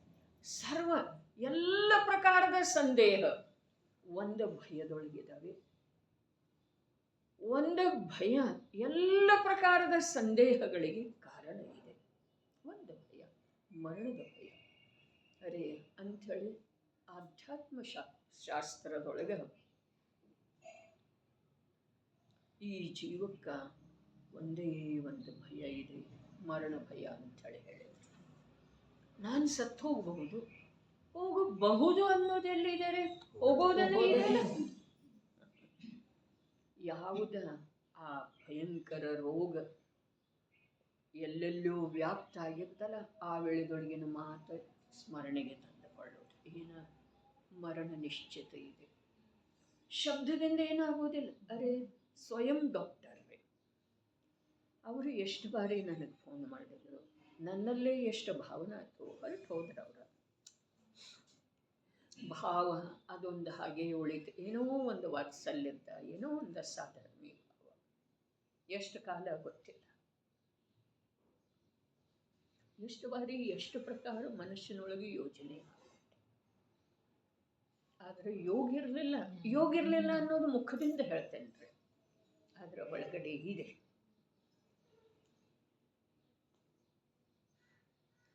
ಸ್ವಯಂ ಡಾಕ್ಟರ್ ಇದ್ದವರು, ಎಲ್ಲ ಜ್ಞಾನ ಇದ್ದವರು ಭಯದಿಂದ ಫೋನ್ ಮಾಡುತ್ತಿದ್ದಾರೆ. ಹೇಳಿದಾರೆ ಅವರು, ನೀವು ಬೇರೆ ಏನಾರೇ ಯಾತಕೇನ್ರಿ ಹೇಳೋದಿಲ್ಲ ಅಂತ ಹೇಳಿ ನಿಮಗೆ ಫೋನ್ ಮಾಡ್ತಿದ್ರಿ. ಅವರಿಗೆ ಸಂದೇಹ ಬಂದಿದ್ದಿರ್ಬೋದಲ್ಲ. ಒಂದು ವಾರದ ಮೊದಲು ಹೇಳಿದ್ದಾರೆ, ಭಗವತಿ ಆರಾಧನಾ ಬರೀತೇನೆ ಅಂತ. ಮೂಲಾಚಾರ ಅದೇ ಅದು ಬರೀತೇನು ಅಂಥೇಳಿ. ಬರೀರಿ ಅಂತೇಳಿ ಪ್ರವಚನ ಸಾರ, ಪಂಚಾಸ್ತಿಕಾಯ, ಸಮಯ ಸಾರ ಏನೇನೆಲ್ಲ ಬರೆದದ್ರಲ್ಲಿ ಇಷ್ಟ ಹೇಳಿದ್ದಾರೆ. ಭಾಳ ಫಾಸ್ಟ್ ರೀ ಅವರ ಓದುವುದ್ರೊಳಗನು. ಒಂದೇ ಶಬ್ದದ ಅರ್ಥ ಮತ್ತೆ ಮಾಡ್ತಾ ಇದ್ರೆ ಅವರಿಷ್ಟು ಚಂಚಲ ಆಗೋರು. ಮುಂದೆ ತೆಗೆದು ನೋಡೋರು, ಹಿಂದೆ ತೆಗೆದು ನೋಡೋರು. ಸ್ವಭಾವ ಇರ್ತಾವೆ, ಪರ್ಯಾಯಗತ ಸ್ವಭಾವ. ಮತ್ತು ಬರೀಲಿಕ್ಕೆ ಶುರು ಮಾಡಿ 138 ಶ್ಲೋಕ ಅದು ಏನ್ರಿ ಹೇಳಿದರು. ಭಾಳ ದೊಡ್ಡದಿದೆ ತಾಯಿ, ಬರೀಲೇನೆ ಬೇಡ. ಅರೆ ನಿಮ್ಮ ಆತ್ಮಕ್ಕಿಂತ ದೊಡ್ಡದಿಲ್ರಿ. ಇಷ್ಟು ಅಂತರ ಸಂಪೂರ್ಣ ಆತ್ಮ ಪ್ರದೇಶ ಎಲ್ಲ ಪ್ರಸನ್ನ ಆದದ ರೀತಿಯಲ್ಲೇ ನಕ್ಕರ್ರಿ ಫೋನಲ್ಲೇ. ಬರಿತೇನೆ ಅಂತ. ಆದರೆ ಅವರ ಆಯುಷ್ ಯಾವ ಕಾರ್ಯ ಮಾಡ್ತೇನಂತೇನೆ ಆ ಕಾರ್ಯ ಆಗುವವರೆಗೆ ನಿಲ್ಲುವುದಿಲ್ಲಲ್ಲ, ಮುಗಿದು. ಅದರ ಸಲುವಾಗಿ ಬರೀರಿ, ಓದ್ರಿ. ಅದರ ನಿರಂತರ ಉದ್ಯಮ ಯಾವುದು ಭಿನ್ನ ಇದೆಯೋ ಅದನ್ನು ಭಿನ್ನ ಅಂಥೇಳಿ ತಿಳಿಯುವುದ ಧ್ಯೇಯದಿಂದ ಆ ಉದ್ಯಮವನ್ನು ಬಿಟ್ಟು ಬೇರೆ ಉದ್ಯಮ ಮಾಡಬೇಡ್ರಿ. ಇಷ್ಟ ಆ ಘಟನೆಯಿಂದ ನನಗೆ ಆದಂಥ ಜ್ಞಾನೋದಯ. ಲೋಕದೊಳಗ ದಿನನಿತ್ಯವೂ ಲಕ್ಷಾಂತರ ಜೀವಗಳ ದೇಹ ಬಿಡ್ತಾ ಇರ್ತವೆ. ನವೀನವಾಗಿ ದೇಹ ಸಹಿತ ಭೂಮಿ ಮೇಲೆ ಕಣ್ಣು ತೆಗಿತಾ ಇರ್ತವೆ. ಅದರ ಉಪಯೋಗ ಏನಿದೆ? ಯಾವುದು ಪುಣ್ಯ ಪಾಪಗಳ ಕೂಡಿ ದೊರಕಿಸಿ ಕೊಡ್ತಾವೆಯೋ ಅದರೊಳಗೆ ಹರ್ಷ, ವಿಷಾದ, ಕರ್ತೃತ್ವ, ಸ್ವಾಮಿತ್ವ ಇದರಲ್ಲೇ ಅನಂತ ಕಾಲ ಕಳೆದು ಹೋಗಿದೆ. ನಾಯಿ ಕೂಡ ಒಂದು ವಾಹನದ ಕೆಳಗೆ ನಿಂತಿರುವಂಥ ವಾಹನದ ಕೆಳಗೆ ಬಂದ ನಂತರ ಸ್ವಲ್ಪ ಸುಖದ ಅನುಭವ ಮಾಡ್ತಿದೆ. ಅದೇನಿದೆ? ಉದಯದ ಅನುಸಾರ ಆಗಿರುವಂಥ ಪರ್ಯಾಯ ಅಥವಾ ಸಂಯೋಗದ ಒಂದು ಕ್ಷಣಿಕ ಅವಸ್ಥೆ ಇದೆ. ಅದರೊಳಗೆ ಅಂಥ ಕ್ಷುದ್ರ ಜೀವ ಕೂಡ ಸಂತೋಷ. ನಾವೇನು ಮಾಡ್ತಾ ಇದ್ದೇವೆ? ಆ ಪಾಪ ಪುಣ್ಯಗಳು ಏನೇನು ಕೊಡ್ತಾವೆಯೋ ಅದರಲ್ಲಿ ಬೇಕಾದರೆ ಒಮ್ಮೆ ಹರ್ಷ, ಒಮ್ಮೆ ವಿಷಾದ, ಒಮ್ಮೆ ತೃಪ್ತಿ, ಒಮ್ಮೆ ಪ್ರಯತ್ನ, ಒಮ್ಮೆ ಸಿಡಿಮಿಡಿಗೊಳ್ತೇವೆ. ಇದು ಯಾಕೆ ಹೀಗಾಯ್ತು, ಇದು ಯಾಕೆ ಹೀಗಾಯ್ತು, ಯಾಕೆ ಅಂಥೇಳಿ ವಸ್ತು ಸ್ವರೂಪದೊಳಗೆ ಇಲ್ಲದೇ ಇರುವೆಳೆದೊಳಗೂ ಕೂಡ ನಮ್ಮಲ್ಲಿ ಬಿಟ್ಟು ಯಾಕೆ ಅನ್ನುವ ಪ್ರಶ್ನೆ ಬರ್ತಾನೆ ಇರ್ತದೆ. ಇದರೊಳಗನ ನಮ್ಮ ಜೀವನೆಲ್ಲ ಕಳೀತಾ ಇದೆಯೋ ಅಥವಾ ಇಲ್ಲ. ಹಾಗಾದ್ರೆ ಆ ಕಾಲದ ಮಾತೇನಿತ್ತು, ಮರಣ ನಿಶ್ಚಿತ ಇದೆ. ಮರಣ ನಿಶ್ಚಿತ ಇದೆ ಒಂದು ಮಾತು. ಎರಡನೇದೇನು ಹೇಳಿತ್ತು, ಮರಣದ ಸಮಯ ನಿಶ್ಚಿತ ಇದೆ. ಮರಣ ನಿಶ್ಚಿತ ಒಂದು ಸತ್ಯ ರೀ, ಅದರೊಳಗೆ ಬರಲಿಲ್ಲ, ಅದು ಎರಡನೇ ಸತ್ಯ. ಮರಣದ ಸಮಯ ನಿಶ್ಚಿತ ಇದೆ. ಇದಕ್ಕಿಂತ ಮುಂದಿನ ಮಾತು ಇದೆ, ಮರಣದ ನಿಮಿತ್ತ ನಿಶ್ಚಿತ ಇದೆ. ನಿಮಿತ್ತ ಇಲ್ಲದ ಕಾರ್ಯ ಆಗುವುದಿಲ್ಲ, ನಿಮಿತ್ತ ಇಲ್ಲದ ಕಾರ್ಯ ಆಗುವುದಿಲ್ಲ. ಅದರ ನಿಮಿತ್ತ ಈ ಕಾರ್ಯದೊಳಗೆ ಏನೂ ಹಸ್ತಕ್ಷೇಪ ಮಾಡುವುದಿಲ್ಲ. ಎಷ್ಟು ಬಾರಿ ಎಷ್ಟು ರೂಪದಿಂದ ಅವುಗಳ ಅರ್ಥಾಂತರವನ್ನು ತಿಳ್ಕೊಳ್ಳೋದ್ರಿ. ಅರ್ಥಾಂತರವನ್ನು, ಅರ್ಥದ ಆಳವನ್ನು ಎರಡನ್ನು ಹೇಗೆ ತಿಳ್ಕೊಳ್ಳೋದು, ಎಷ್ಟು ಪ್ರಕಾರದಿಂದ ತಿಳ್ಕೊಳ್ಳಬಹುದಾಗಿದೆ. 3 ವಾಕ್ಯದ ಎರಡೆರಡು ಶಬ್ದದೊಳಗ ಏನಾಗುವಂಥದ್ದಿದೆ. ಎರಡೆರಡೇ ಶಬ್ದದ್ದು 3 ವಾಕ್ಯ ಅದಾವ್ರಿ, ಹೌದೇನಿಲ್ಲ? ಮೊದಲನೇದ್ದೇನ ಮರಣ ನಿಶ್ಚಿತ ಇದೆ, ಎರಡೇ ಶಬ್ದದಲ್ಲಿ. ಮರಣದ ಸಮಯ ನಿಶ್ಚಿತ ಇದೆ, ಎರಡೇ ಶಬ್ದ. ಮರಣದ ನಿಮಿತ್ತ ನಿಶ್ಚಯ ಇದೆ. ಹಾಗಾದರೆ ಈ ಎರಡೆರಡು ಶಬ್ದದ 3 ವಾಕ್ಯದೊಳಗ ದೇಹಕ್ಕೆ ಸಂಬಂಧಿಸಿದ ಹಾಗೆ ಸಮಸ್ತ ವಿಶ್ವ, ಅದರಿಂದ ವಿಲಕ್ಷಣವಿರುವಂಥ ನಿಜ ಎರಡಾದು, ಹೌದೇನಿಲ್ರಿ? ದೇಹಕ್ಕೆ ಸಂಬಂಧಿಸಿದ ಸಮಸ್ತ ವಿಶ್ವ, ಅದರಿಂದ ವಿಲಕ್ಷಣವಾದಂಥ ನಿಜ ಎರಡು. ಈ ಎರಡು ಏನಿದಾವೆ, ಈ ಎರಡನ್ನ 3 ವಾಕ್ಯದೊಳಗೆ ಅರ್ಥಾತ್ ಶ್ರದ್ಧೆಯೊಳಗೆ ಗ್ರಹಣ ಆಗುವ ಹಾಗೆ, ಜ್ಞಾನದೊಳಗಿಂದ ಬಿಟ್ಟು ಹೋಗದೇ ಇರುವ ಹಾಗೆ, ಪುನಃ ಪುನಃ ಅದರ ಆಕರ್ಷಣೆಯುಂಟಾಗುವ ಹಾಗೆ ಶ್ರದ್ಧೆ, ಜ್ಞಾನ, ಚಾರಿತ್ರದೊಳಗ ಅಳವಡಿಸಿಕೊಳ್ಳುವುದೇ ನಮ್ಮ ಒಂದು ಜೀವನದೊಳಗ ಕೊರೋನಾ ಅನ್ನುವಂಥ ರೋಗ ತಂದು ಕೊಟ್ಟಿರುವ ಸಂದೇಶ ಇದೆ ರೀ. ಸಂದೇಶ ನೀಡಿದೆ ನಮಗದು. ಏನ? ಮರಣ ನಿಶ್ಚಿತ ಇದೆ, ಮರಣದ ಸಮಯ ನಿಶ್ಚಿತ ಇದೆ, ಮರಣದ ನಿಮಿತ್ತ ನಿಶ್ಚಿತ. ಯಾವ ನಿಮಿತ್ತದಿಂದ? ಇನ್ನು ಕಾರ್ತಿಕೇಯನ ಪ್ರೇಕ್ಷೆಯಲ್ಲಿ ಹೇಳಿರುವ ಪ್ರಕಾರ ಯಾವ ನಿಮಿತ್ತದಿಂದ, ಯಾವ ಕ್ಷೇತ್ರದಲ್ಲಿ, ಯಾವ ಕಾಲದಲ್ಲಿ, ಯಾವ ವಿಧಾನದಿಂದ, ಯಾವ ಜೀವದ ಜನ್ಮ ಮರಣ ಉಪಲಕ್ಷಣದಿಂದ ಸುಖ ದುಃಖ ದಾರಿದ್ರ್ಯ ಮೊದಲಾದವುಗಳ ಆಗುವಿದವೆಯೋ ಅದೇ ಸಮಯದಲ್ಲಿ, ಅದೇ ಕ್ಷೇತ್ರದಲ್ಲಿ, ಅದೇ ನಿಮಿತ್ತದಿಂದ, ಅದೇ ವಿಧಾನದಿಂದ ಆಗೇ ಆಗ್ತವೆ. ಅವುಗಳನ್ನು ತಪ್ಪಿಸಲಿಕ್ಕೆ ಒಂದು ಸಮಯ ಹಿಂದೆ ಮುಂದೆ ಮಾಡಲಿಕ್ಕೆ ಇಂದ್ರ, ನರೇಂದ್ರ, ಅಹಮಿಂದ್ರ ಅಲ್ಲ, ಜಿನೇಂದ್ರರು ಕೂಡ ಒಬ್ಬರಲ್ಲ 100 ಜನ ಸಮರ್ಥ ಇಲ್ಲ. ಅರೆ, ಇಂದ್ರನಲ್ಲಿ ಸಾಮರ್ಥ್ಯ ಎಂಥದ್ದು ಇದೆ, ತೀರ್ಥಂಕರರಲ್ಲಿ ಸಾಮರ್ಥ್ಯ ಎಂಥದ್ದಿದೆ, ಇಂದ್ರನಲ್ಲಿ ಸಾಮರ್ಥ್ಯ ಎಂಥದ್ದಿದೆ, ಜಂಬೂ ದ್ವೀಪವನ್ನು ತಲೆ ಕೆಳಗೆ ಮಾಡುವಂಥ ಸಾಮರ್ಥ್ಯ ಇದೆ. ಆದರೆ ಮಾಡುವ ಕಷಾಯನ ಅವನಿಗೆ ಬರೋದಿಲ್ಲ. ಯಾವಾಗಲೇ ಒಮ್ಮೆ ಯಾವನಾದರೂ ಒಬ್ಬ ಇಂದ್ರ ಮಾಡಿಬಿಡ್ಬಹುದೇನ? ಮಾಡಿಬಿಡ್ಬಹುದೇ? ಶಕ್ತಿ ಇರುವ ಮಾತು ಬೇರೆ ಇದೆ, ಕಾರ್ಯ ಆಗುವ ಮಾತು ಬೇರೆ ಇದೆ. ಯಾಕೆ ಮಾಡುವುದಿಲ್ಲ? ಅದು ಆಗುವುದಿಲ್ರಿ. ಆಗ್ತಿದೆ ಏನ್ರಿ? ಜಂಬೂ ದ್ವೀಪ ತಲೆ ಕೆಳಗೆ ಆಗ್ತಿದೆ ಏನ್ರಿ?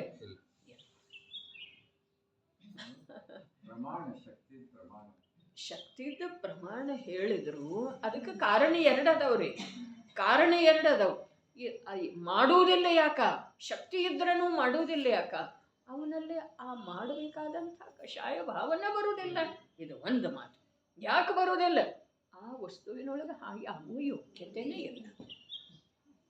ತೀರ್ಥಂಕರರ ಸಾಮರ್ಥ್ಯ ಆಗಿದೆ, ಇಡೀ ವಿಶ್ವವನ್ನು ತಲೆ ಕೆಳಗೆ ಮಾಡುವಷ್ಟು ಅನಂತ ವೀರ್ಯರಿ.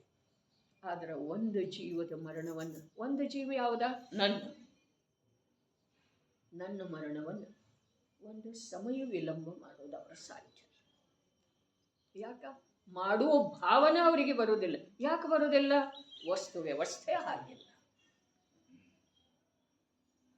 ತಿಳಿತಾ ಇದೆ ಅಂದುಕೊಳ್ತೇನೆ. ನನಗಂತೂ ತಿಳಿತಾ ಇದೆ ಸ್ವಲ್ಪ.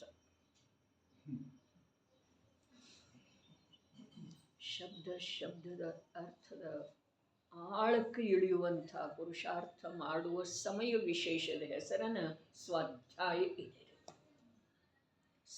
ಸಮಯದ ಅರ್ಥದ ಆಳಕ್ಕೆ ಇಳಿಯುವ ಪ್ರಯತ್ನ ಅಥವಾ ಪುರುಷಾರ್ಥ ವಿಶೇಷದ ಸಮಯ ಅವಕಾಶ ಏನಿದೆಯಲ್ಲ ಅದರ ಹೆಸರು ಸ್ವಾಧ್ಯಾಯ.